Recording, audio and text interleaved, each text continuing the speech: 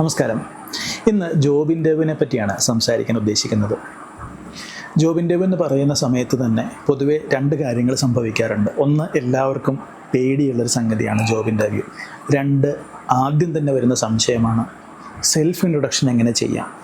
പലപ്പോഴും കോളേജുകളിൽ കഴിഞ്ഞ 4-5 വർഷങ്ങളായിട്ട് സെഷൻസൊക്കെ എടുക്കുമ്പോഴും ഇൻ്റർവ്യൂവിനെ പറ്റി സംസാരിക്കുമ്പോഴാണെങ്കിലും ഓർ ഈവൻ ഇൻ്റർവ്യൂവിലേക്ക് തൊടുന്നതില്ല ലിങ്ക്ഡിൻ റെസ്യൂമൊക്കെ സംസാരിച്ച് കഴിഞ്ഞാലും എപ്പോഴും ഒരു Q&A ഭാഗത്ത് വരുമ്പോൾ മജോറിറ്റി കോളേജസിൽ നിന്നും വരുന്ന ചോദ്യമാണ് സെൽഫ് ഇൻട്രൊഡക്ഷൻ എങ്ങനെ ചെയ്യാം എന്നുള്ളത്.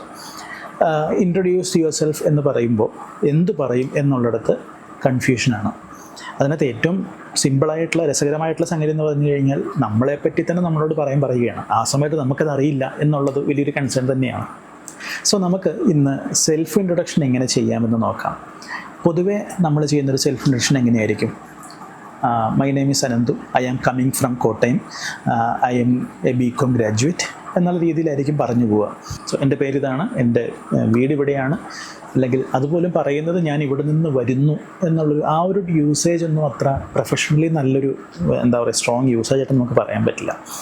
പിന്നെ എന്ത് ക്വാളിഫിക്കേഷൻ, എത്ര വർഷം എക്സ്പീരിയൻസ്, പിന്നെ എൻ്റെ ഹോബീസ്, എൻ്റെ വീട്ടിൽ ഇന്ന ആൾക്കാരുണ്ട്, കഴിഞ്ഞു. ഇതാണ് ഒരു ബ്ലാങ്ക് ആയിട്ടുള്ള ഒരു പ്ലെയിൻ ആയിട്ടുള്ള ഒരു സെൽഫ് ഇൻട്രൊഡക്ഷനായിട്ട് പൊതുവെ ആൾക്കാർ പറയാറുള്ളത്. സോ ഇവിടെ ശ്രദ്ധിക്കേണ്ട 2-3 കാര്യങ്ങളുണ്ട്. ഒന്നാമത്തത്, നമ്മളെപ്പറ്റി ഇൻട്രൊഡ്യൂസ് ചെയ്യാൻ പറയുകയാണ്. തൊട്ട് മുമ്പ് പറഞ്ഞ പോലെ നമ്മളെപ്പറ്റി സംസാരിക്കേണ്ട സമയമാണ്. അവിടെയാണ് നമ്മൾ ഏറ്റവും കോൺഫിഡൻസ് കാണിക്കേണ്ടത്. അവർ ബാക്കി സബ്ജക്റ്റിനെ പറ്റിയോ നമ്മുടെ റെസ്യൂമിൽ എന്തെങ്കിലും പ്രശ്നങ്ങളെ പറ്റിയൊക്കെ ചോദിക്കുകയാണെങ്കിൽ അവിടെയൊക്കെ നമുക്ക് ഒന്ന് കോൺഫിഡൻസ് കുറയാനുള്ള ഫ്രീഡം ഉണ്ട്, അല്ലെങ്കിൽ അതിനുള്ളൊരു അനുവാദം അവിടെ ഉണ്ട്.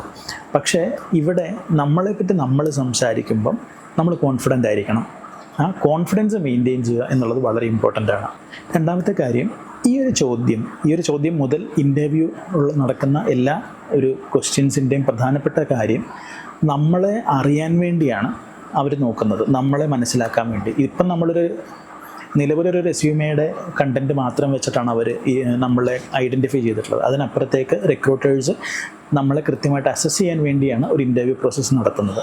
അത് ഒരു സെൽഫ് ഇൻട്രൊഡക്ഷൻ ഭാഗം തൊട്ടേ കൃത്യമായിട്ട് കൺവേ ചെയ്യാനായിട്ട് സാധിക്കും, അത് പ്രോപ്പറായിട്ട് നമ്മൾ ഉപയോഗിക്കുകയാണെങ്കിൽ.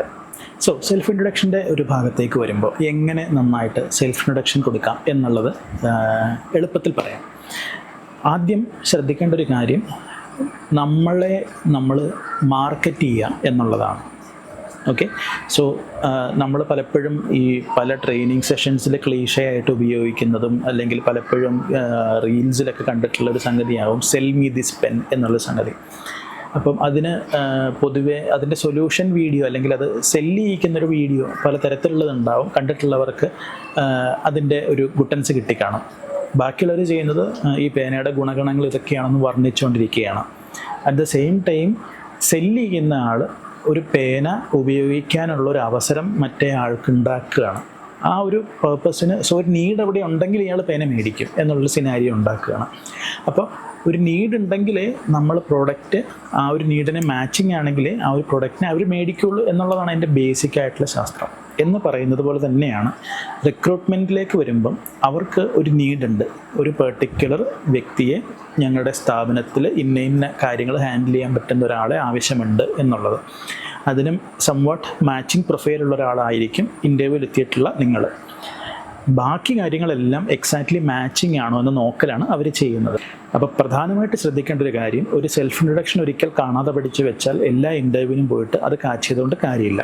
അവരുടെ നീഡ് എന്താണെന്ന് കൃത്യമായിട്ട് ഐഡൻറ്റിഫൈ ചെയ്യണം. ഫോർ എക്സാമ്പിൾ, ഇപ്പോൾ ഒരു റിക്രൂട്ടർ ആക്ച്വലി ഒരു ജോബ് ഡിസ്ക്രിപ്ഷനിൽ ജോബ് ഡിസ്ക്രിപ്ഷൻ എന്ന് പറഞ്ഞു കഴിഞ്ഞാൽ നമ്മുടെ വേക്കൻസി പരസ്യമായിട്ട് നൽകുമ്പോൾ കൊടുത്തിട്ടുള്ള ബാക്കി ഇൻഫർമേഷൻ അവരതിൽ ലീഡർഷിപ്പ് സ്കില്ല് വേണം എന്ന് പറയുന്നു. അതുപോലെ തന്നെ എന്തെങ്കിലും തരത്തിലുള്ള പെർട്ടിക്കുലർ ഫോർ എക്സാമ്പിൾ ഒരു അക്കൗണ്ടൻ്റ് ആണെങ്കിൽ GSTയിൽ ഒരു 3 years എക്സ്പീരിയൻസ് വേണം എന്ന് എടുത്തു പറയുന്നു. ഇങ്ങനെയൊക്കെയുള്ള സാഹചര്യങ്ങളാണ് എന്ന് വിചാരിക്കുക. സോ അവിടെ സെൽഫ് ഇൻട്രൊഡക്ഷനിൽ നമ്മൾ ഡെഫിനറ്റ്ലി ഇത് കമ്മ്യൂണിക്കേറ്റ് ചെയ്തിരിക്കണം. സോ എൻ്റെ പ്രീവിയസ് റോളിൽ ഞാൻ കഴിഞ്ഞ 4 വർഷമായിട്ട് GST ഹാൻഡിൽ ചെയ്തിട്ടുണ്ട്. ആൻഡ് എലോങ് വിത്ത് ദാറ്റ് കഴിഞ്ഞ ഒരു 2 years ആയിട്ട് ഞാൻ അവിടെ ഒരു ടീം ലീഡർ പോലെയാണ്. I am leading a team of 2 junior accountants എന്നുള്ളതെല്ലാം നമ്മുടെ സെൽഫ് ഇൻട്രൊഡക്ഷനിൽ തന്നെ നമ്മൾ ഉൾപ്പെടുത്തുമ്പം ഞങ്ങൾക്ക് വേണ്ട ഒരാളാണ് ഞങ്ങളുടെ മുമ്പിലിരുന്ന് സംസാരിക്കുന്ന എന്നുള്ള ഫീലിംഗ് അപ്പോഴും ഉണ്ടാക്കാൻ പറ്റും. അപ്പോൾ അവരുടെ നീഡ് എന്താണോ അതാണ് നമ്മൾ പ്രധാനമായിട്ട് ഹൈലൈറ്റ് ചെയ്യേണ്ടത്. പ്രധാനമായിട്ടും ഇപ്പോൾ ഒരു ജോലിക്ക് അപ്ലൈ ചെയ്യുമ്പം, ഒരു ഇൻ്റർവ്യൂവിന് പോകുമ്പോൾ ആ ജോബ് ഡിസ്ക്രിപ്ഷൻ എടുത്ത് നോക്കി പ്രിപ്പയർഡ് ആവുക എന്നുള്ളത് ഇമ്പോർട്ടൻ്റ് ആണ്. അവിടെ ഒരു നീഡ് ഉണ്ടെങ്കിൽ നമ്മൾക്കത് കണക്ട് ചെയ്തിട്ട് നമ്മളെ സെല്ല് ചെയ്യാൻ പറ്റുള്ളൂ. ഇനി രണ്ടാമത്തെ ഭാഗം എന്ന് പറയുന്നത് എന്തൊക്കെ കാര്യങ്ങളാണ് കമ്മ്യൂണിക്കേറ്റ് ചെയ്യേണ്ടത് എന്നുള്ളതാണ്. സോ അതിന് നമുക്കൊരു പ്ലാൻ വേണം.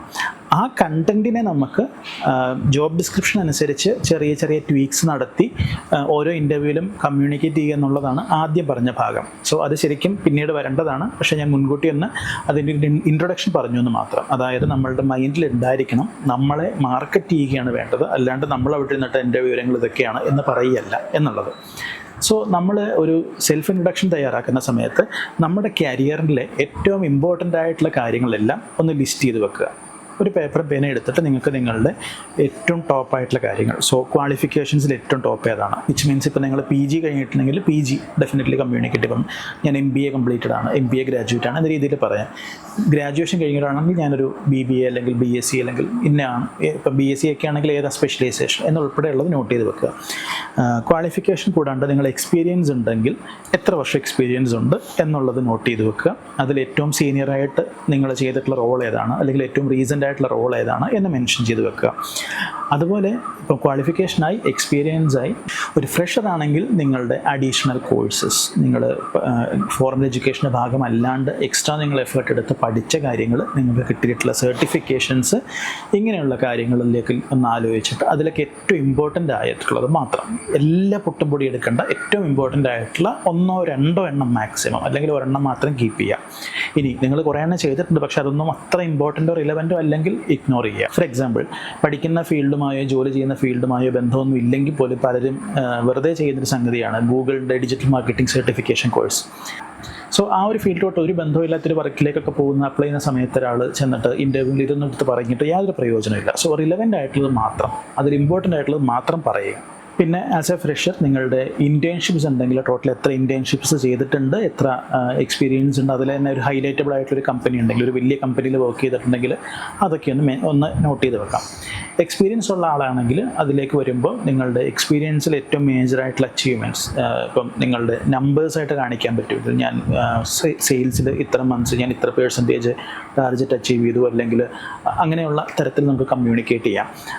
ഓർ ജനറലി നിങ്ങളുടെ ഒരു എക്സ്പീരിയൻസ് അച്ചീവ്മെൻറ്റ്സ് എന്തൊക്കെയാണ്, നിങ്ങൾ മേജറായിട്ടുള്ള നിങ്ങളുടെ ഒരു ഇമ്പാക്റ്റ് ക്രിയേറ്റ് ചെയ്തിട്ടുള്ള എവിടെയാണ്, നിങ്ങൾ ഹാൻഡിൽ ചെയ്തിട്ടുള്ള മേജറായിട്ടുള്ള പ്രോജക്ട്സ് അല്ലെങ്കിൽ സോഫ്റ്റ്വെയർസ്, ടൂൾസ്, ഇവയൊക്കെ നിങ്ങൾക്ക് മെൻഷൻ ചെയ്യാം. ഇനി ഫ്രഷർ ആണെങ്കിലും എക്സ്പീരിയൻസ്ഡ് ആയിട്ടുള്ള ഒരാളാണെങ്കിലും ഇമ്പോർട്ടൻ്റ് ആയിട്ട് വരുന്ന ഒന്നാണ് സ്കിൽസ്. സ്കിൽസിൽ ഡെഫിനറ്റ്ലി നമുക്ക് രണ്ടായിട്ട് തിരിക്കാം, സോഫ്റ്റ് സ്കിൽസും അതുപോലെ തന്നെ നമ്മുടെ പ്രൊഫഷണൽ സ്കിൽസ് അല്ലെങ്കിൽ ഹാർഡ് സ്കിൽസ് എന്നുള്ളത്. പ്രൊഫഷണൽ സ്കിൽസ് അല്ലെങ്കിൽ hard skills or technical skills ഇവയൊക്കെ നമ്മുടെ ജോബുമായിട്ട് ബന്ധപ്പെട്ട സ്കിൽസാണ്. അത് നിങ്ങളുടെ ജോലിയായിട്ട് ബന്ധപ്പെട്ട കാര്യങ്ങളായതുകൊണ്ട് ഓരോരുത്തരുടെയും പ്രൊഫൈൽ അനുസരിച്ച് നിങ്ങൾക്ക് എന്തൊക്കെയാണ് മേജറായിട്ടുള്ള കാര്യങ്ങളെന്ന് നോട്ട് ചെയ്ത് വെക്കാം. സോഫ്റ്റ് സ്കിൽസ് എന്ന് പറഞ്ഞു കഴിഞ്ഞാൽ ജനറലി ഏത് ഫീൽഡോ ഇൻഡസ്ട്രിയോ ഒക്കെ ആണെങ്കിൽ ചിലപ്പോൾ ഒരേപോലെ തന്നെ പലർക്കും ഉണ്ടാകാവുന്ന പല സ്കിൽസ്. ഫോർ എക്സാമ്പിൾ ലീഡർഷിപ്പ് ആവാം, അല്ലെങ്കിൽ കമ്മ്യൂണിക്കേഷൻ സ്കിൽസ് ആവാം, അല്ലെങ്കിൽ അഡാപ്റ്റബിലിറ്റി ആവാം, പ്രോബ്ലം സോൾവിങ് ആവാം, ഇങ്ങനെയുള്ള പല കാര്യങ്ങളുണ്ടാവാം. സോ ഇതിൽ നിങ്ങൾക്ക് ഏറ്റവും ഇമ്പോർട്ടൻ്റ് ആയിട്ട് നിങ്ങൾക്ക് ഉറപ്പുള്ള സ്കിൽസ് എല്ലാം ലിസ്റ്റ് ചെയ്ത് വെക്കുക. അതിൽ ഏറ്റവും പ്രയോറിറ്റി ചെയ്യാൻ പറ്റുന്ന ഏറ്റവും ഇമ്പോർട്ടൻ്റ് ആയിട്ടുള്ള നിങ്ങൾക്ക് ഏറ്റവും കോൺഫിഡൻസ് ഉള്ളതും നോട്ട് ചെയ്ത് വെക്കുക. സോ ഇപ്പോൾ ബേസിക്കലി നമ്മൾ ക്വാളിഫിക്കേഷൻ്റെ സൈഡ് കൊടുത്തു, എക്സ്പീരിയൻസിൽ എത്ര വർഷമുണ്ട്, ഏത് വലിയ കമ്പനി ആയിരുന്നു, അല്ലെങ്കിൽ ഏതാണ് most recent or senior role, അവിടുത്തെ റെസ്പോൺസിബിലിറ്റീസ് അല്ലെങ്കിൽ മേജർ അച്ചീവ്മെൻറ്റ്സ്, റിസൾട്ട്സ്, അതുപോലെ തന്നെ ക്വാളിഫിക്കേഷൻ്റെ ഭാഗത്തുനിന്ന് ബാക്കി അഡീഷണൽ കോഴ്സസ്, സർട്ടിഫിക്കേഷൻസ്, പിന്നെ നമ്മളുടെ സ്കിൽസ്, ഇങ്ങനെയുള്ള കാര്യങ്ങളൊക്കെ നമ്മൾ കൊണ്ടുവന്നു. ഇതല്ലാണ്ട് ജനറലി നിങ്ങൾക്ക് എന്തെങ്കിലും തരത്തിലുള്ള ജനറൽ അച്ചീവ്മെൻറ്റ്സ് എന്തെങ്കിലുമൊക്കെ ഉണ്ടെങ്കിൽ നിങ്ങൾക്ക് ഡെഫിനറ്റ്ലി ആഡ് ചെയ്യാം. സോ അത് നിങ്ങളുടെ ഒരു എക്സ്പീരിയൻസിൽ ബന്ധപ്പെട്ട് വേണമെന്നില്ല. ഇത് ഒരു പേപ്പറിൽ നിങ്ങളെല്ലാം നോട്ട് ചെയ്ത് വെച്ചതിന് ശേഷം ഇതിൽ ഏറ്റവും ഇമ്പോർട്ടൻ്റ് ആണെന്ന് തോന്നുന്നവ മാത്രം ഒന്ന് അണ്ടർലൈൻ ചെയ്യുകയോ ടിക്ക് ചെയ്ത് വെക്കുക. അതൊന്ന് സെപ്പറേറ്റ്ലി ഒരു പേപ്പറിലേക്ക് എഴുതുക. അതിനെ എങ്ങനെ കണക്ട് ചെയ്ത് സംസാരിക്കാൻ പറ്റും എന്ന് ഒന്ന് ആലോചിച്ച് നോക്കുക.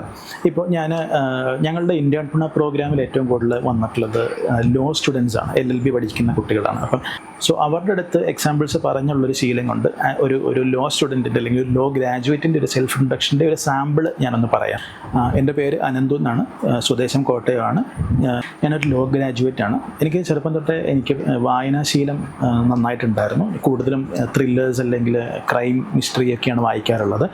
സോ എനിക്ക് ആക്ച്വലി 10th കഴിഞ്ഞപ്പം എനിക്ക് താല്പര്യമുള്ളൊരു മേഖല ഇതായതുകൊണ്ട് അതുമായിട്ട് ബന്ധപ്പെട്ട എന്തെങ്കിലും ഒരു പ്രൊഫഷനിലേക്ക് പോയാലോ എന്ന് തോന്നല്. ആ ഒരു രീതിയിൽ +2 ഹ്യൂമാനിറ്റീസ് എടുത്തു. +2 ഹ്യൂമാനിറ്റീസ് കംപ്ലീറ്റ് ചെയ്ത് കഴിഞ്ഞപ്പം ഐ ഹാഡ് മൾട്ടിപ്പിൾ ഓപ്ഷൻസ്. അതായത് ഒന്നെങ്കിൽ ലോ എന്നൊരു പ്രൊഫഷൻ ഉണ്ടായിരുന്നു, അല്ലെങ്കിൽ I had the opportunity like ഒരു പോലീസ് ഓഫീസർ എന്നുള്ള രീതിയിലേക്ക് പോകാം എന്നൊരു ഓപ്ഷൻ ഉണ്ടായിരുന്നു.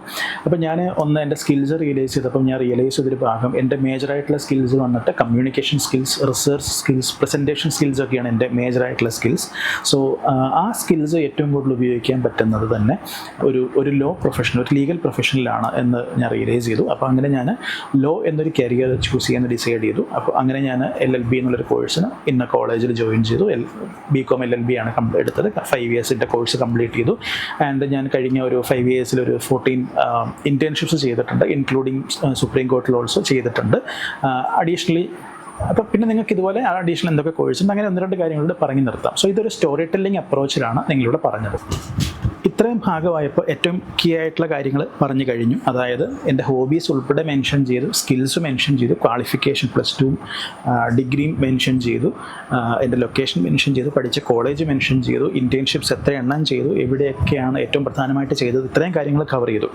ഇനി ടൈം ഉണ്ടെങ്കിൽ എനിക്ക് മെൻഷൻ ചെയ്യാവുന്നത് അഡീഷണലായിട്ട് ഞാൻ ചെയ്തിട്ടുള്ള കോഴ്സസ് ആവാം, സർട്ടിഫിക്കേഷൻസ് ആവാം, ഓർ ഈവൻ എന്താ പറയുക നമ്മളുടെ വോളണ്ടിയറിങ് എക്സ്പീരിയൻസസ്, ഒരു ക്ലബ് മെമ്പർഷിപ്പ് ഒക്കെ ഉണ്ടെങ്കിൽ അങ്ങനെയുള്ള കാര്യങ്ങളൊക്കെ ആവാം.